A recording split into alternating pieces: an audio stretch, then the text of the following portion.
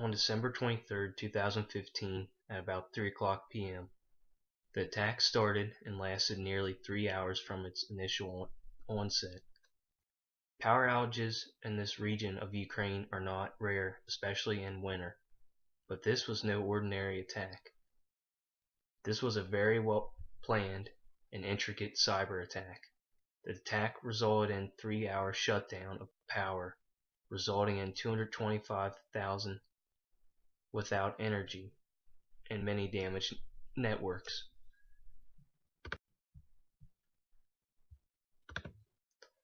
The attack took place likely during a 10-month period starting March 2015 and up to the attack date December 23, 2015. First step that occurred in the attack was reconciliance. Even though there is no concrete evidence showing observational reconciliance, it is highly unlikely a highly intricate attack as this is impossible without reconciliance. The second step in this attack was delivery, exploit, and installation of tainted Microsoft documents delivered via email using phishing tactics. The attackers used this to install Black Energy 3 malware.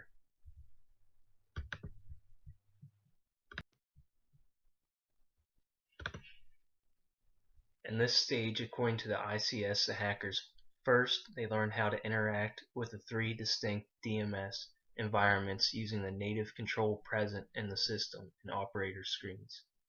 Second, and more importantly, they developed malicious firmware for the serial to Ethernet devices.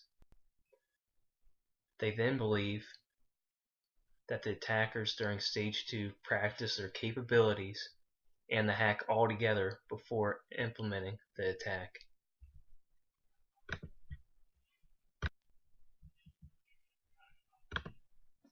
The attackers first use the HMIs in order to open the automated breakers in at least 27 substations, affecting nearly 225,000 consumers across 3 electric companies. At the same time, they then upload the malicious firmware they created in order to prevent the recovery of the operation workstations, so that they could not use remote commands to bring the substations back to function. To put the icing on the cake, so to speak, the attackers then implemented a telephonic denial of service on the company's call centers. It is likely that the attackers did this to try and somehow not make the company aware of how grave the power outages truly were.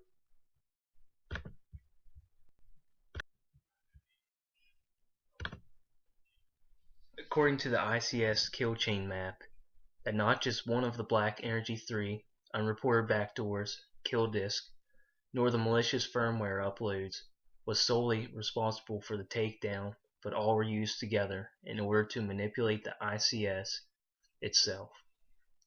In summary, Stage 2 consisted of 2 supporting attacks: disconnects for UPS systems and telephonic denial of service attack. One primary attack consisting of a hijack and operation of the breakers, and 2 amplifying attacks: kill disk, wiping of servers and workstations, and firmware attack infecting serial to Ethernet at substations.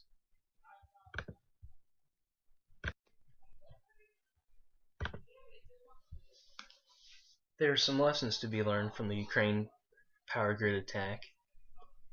All employees in any type of organization or business that has networks to protect should properly train employees of how to identify and how to approach phishing emails that contain links or attachments.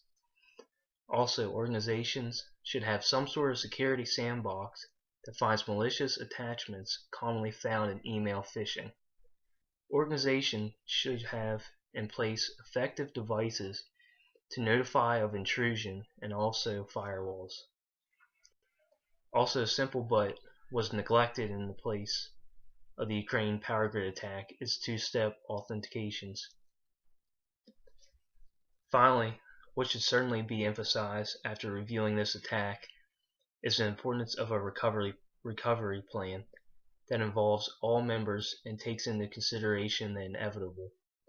Even if something is unlikely to happen, we must be prepared to act appropriately to mitigate losses. Recovery plan and response should be tested periodically. The test should include multiple scenarios that are simple in nature and those that are also very complex and will require precision.